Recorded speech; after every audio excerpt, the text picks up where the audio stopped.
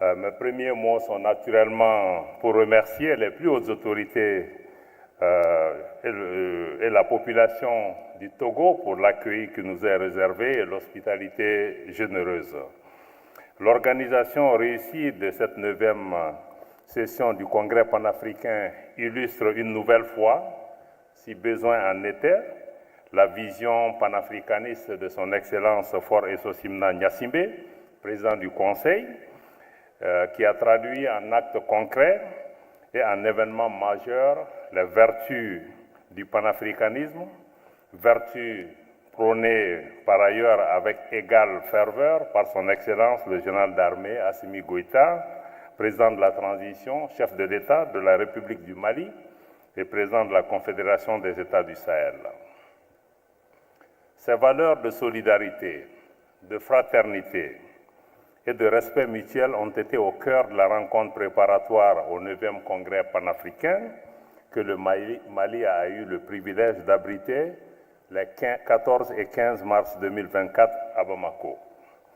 Je suis honoré de livrer aujourd'hui à Lomé les conclusions de la conférence régionale de la région Afrique de l'Ouest en prélude au 9e Congrès panafricain sous le thème « Diaspora, afrodescendants et développement ». Ce thème en soi est suffisamment révélateur de l'importance que nous accordons collectivement à nos diasporas à travers le monde et aux populations d'ascendance africaine où qu'elles se trouvent dans le monde. Sous cette thématique transversale, le pré-congrès de Bamako a conduit ses travaux en plénière, mais également en session thématique intitulée. Donc il y a eu 2 sessions majeures. La première session portait sur le thème Diaspora, afrodescendants et panafricanisme. Comment fédérer les stratégies pour relever le défi de la renaissance de l'Afrique. C'était le premier sous-thème. Le deuxième portait sur l'apport de la diaspora et des afrodescendants au développement du continent africain. Ce séquençage a permis de réaliser les objectifs assignés, à savoir sensibiliser la diaspora et les afrodescendants sur leur origine commune africaine et la nécessité d'aller vers la création d'une organisation fédérative de toutes les diasporas africaines.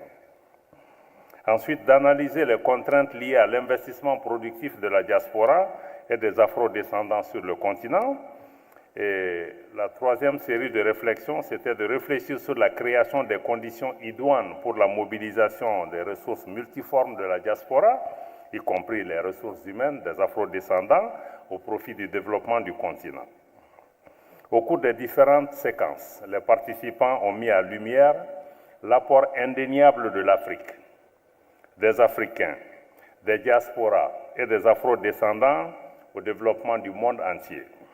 Ils ont examiné les dispositions à prendre et les initiatives à engager ou à renforcer en vue de faire désormais bénéficier l'Afrique des talents et compétences de ses fils et de ses filles. La question migratoire a également constitué un axe important de nos discussions, ainsi que la nécessité de renforcer la solidarité en Afrique, tout en valorisant davantage la culture, comme cela a été indiqué par la réunion de la Tanzanie, donc tout en valorisant davantage la culture et la civilisation africaine, ainsi que les valeurs traditionnelles et fondatrices de notre continent qui ont été rappelées ce matin. Au terme de riches et intenses échanges, la conférence sous-régionale Afrique de l'Ouest a adopté une déclaration contenant 24 recommandations sur lesquelles j'aimerais citer 10 recommandations. Je sais que le document complet de la déclaration sera mis à votre disposition. La première recommandation, c'est la création d'un cadre institutionnel africain pour la représentation des diasporas africaines et des afrodescendants. Ça, c'est une demande qui est attendue depuis longtemps, qu'il puisse y avoir ce cadre fédérateur qui va réunir toutes les diasporas africaines. Et je sais que nos amis de l'Union africaine qui sont ici pourront prendre bonne note de ça parce que c'est vraiment un vide qui existe. Et dans la reconnexion des diasporas avec le continent africain, ce cadre-là sera un outil extrêmement puissant, que ces contacts ne se fassent pas seulement de façon informelle, mais qu'il y ait un mécanisme fédérateur à cet égard. La deuxième recommandation, c'est la centralité de la question de la sécurité pour le continent africain, qui est une condition indispensable au développement des pays africains. Donc ça, c'est une question existentielle pour nous. La troisième recommandation, c'est le renforcement des garanties de confiance et de transparence, ainsi que les réformes qui sont nécessaires pour avoir une gouvernance vertueuse sur le continent africain. La quatrième recommandation, c'est la rationalisation des réglementations et des procédures commerciales vis-à-vis des entrepreneurs des diasporas africaines et des afro-descendants, parce que ça aussi, ça a été souligné comme un des obstacles majeurs, parce que les gens, comme on a indiqué aujourd'hui, la vice-présidente de la Colombie, il y a un enthousiasme certain de la diaspora pour pouvoir venir, mais il faut que cet enthousiasme soit accueilli avec des procédures, des mécanismes qui facilitent, qui simplifient l'implication des opérateurs économiques qui proviennent de la diaspora. La cinquième recommandation est la création de fonds ou de mécanismes financiers appropriés pour pouvoir également accompagner et soutenir ces différentes initiatives de la diaspora. La sixième recommandation, c'est de faire un plaidoyer et un dialogue politique en faveur des politiques soutenant l'engagement des diasporas africaines et des afro-descendants. Donc il y a un effort politique important à faire pour pouvoir davantage promouvoir l'engagement des diasporas. La septième aussi, qui est une recommandation très forte sur laquelle les délégations sont revenues, c'est la création d'une agence panafricaine de développement. Panafricaine en ce sens que ça doit intégrer non seulement ceux qui sont sur le continent, mais ceux qui sont aussi dans la diaspora, parce qu'il faut un outil financier pour pouvoir accompagner l'ensemble de ces initiatives dans le long terme. La huitième recommandation, c'est la valorisation d'une éducation décolonisée, décomplexée et enracinée dans les savoirs endogènes, ainsi que l'appropriation par les intellectuels africains de l'histoire de l'Afrique pour déconstruire les narratifs importés et non adaptés aux réalités africaines. Parce que ça, beaucoup sont revenus sur la nécessité vraiment pour nous d'assurer nous-mêmes le contrôle du mental de l'Africain, de ce que nous pensons. Parce qu'aujourd'hui, dans un monde de guerre informationnelle, la manipulation, le contrôle des esprits devient un enjeu fondamental. Donc il était important de pouvoir prendre en charge cette nécessité nous-mêmes, de compter notre histoire nous-mêmes. La neuvième recommandation est d'exploiter l'art et la culture pour reconnecter les diasporas africaines et les afro-descendants. Ceci aussi est un véhicule extrêmement puissant. Nous l'avons vu aujourd'hui avec les animations musicales, artistiques qu'il y a eu ce matin. Nous n'avions pas besoin de traduction parce que nous connections. Parce que quand nous parlons de la culture, quand nous parlons de l'art, c'est comme quand nous disposons de téléphones portables, c'est-à-dire que ce sont nos cœurs qui se parlent. La connexion se fait de cœur à cœur. Et elle est beaucoup plus rapide que même les connexions téléphoniques.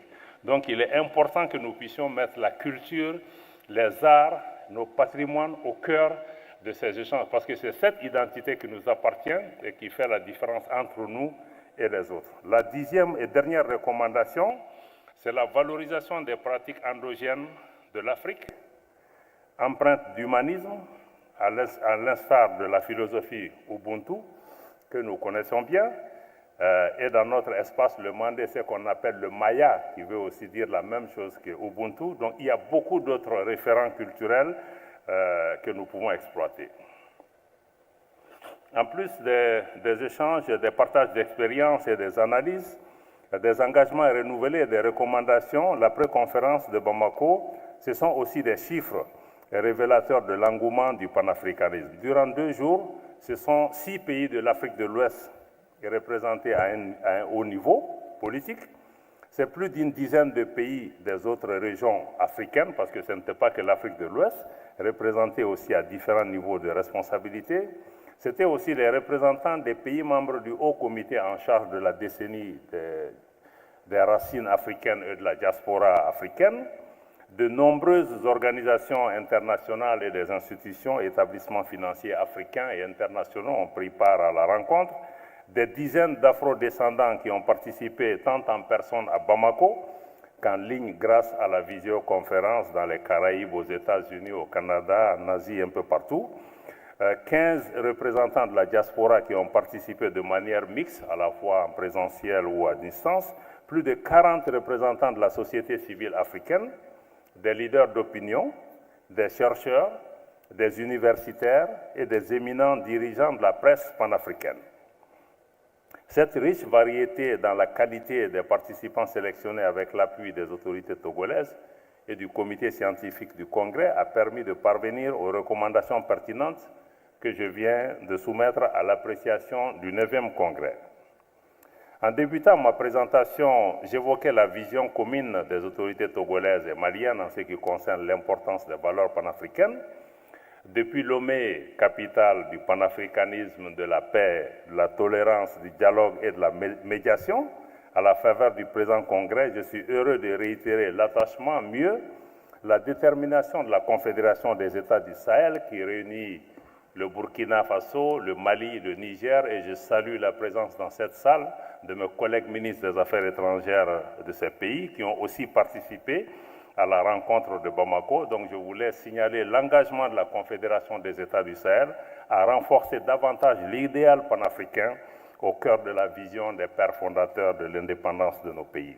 Aujourd'hui, dans le cadre de la Confédération des États du Sahel, leurs excellences le capitaine Ibrahim Traoré, président du Faso, chef de l'État, le général d'armée Assimi Goïta, président de la transition, chef de l'État de la République du Mali, le général d'armée Abdourahmane Tchani, président de la République du Niger, chef de l'État, porte haut le flambeau du panafricanisme en faisant du combat de l'AES une réelle souveraineté et une indépendance véritable, mais aussi le combat de l'Afrique, le combat des Africains, le combat des diasporas, mais aussi le combat pour la dignité et l'indépendance de l'Afrique. La Confédération est soutenue en cela par une jeunesse décomplexée, mais à la fois engagée, consciente de son potentiel, mais aussi de ses responsabilités et de ses défis. L'AES est soutenue par nos diasporas. Nous vous disons merci, parce que je sais que la diaspora joue un rôle extrêmement important un peu partout dans le monde, ces diasporas sont de véritables relais des idéaux et des principes du panafricanisme. Enfin, l'AES est également soutenue par nos frères et sœurs d'ascendance africaine installés partout dans le monde et qui revendiquent avec fierté leurs racines africaines en demeurant engagés auprès du continent africain qui est aussi leur continent. Sur ces mots de reconnaissance et d'engagement, j'ai l'honneur de verser officiellement au 9e Congrès panafricain les conclusions de la conférence régionale de l'Afrique de l'Ouest en renouvelant mes encouragements et mes admirations à la République togolaise et en adressant mes félicitations à l'équipe d'organisation du 9e Congrès panafricain qui fait déjà date et continuera certainement de marquer le processus d'évolution de l'Afrique. Merci. Merci.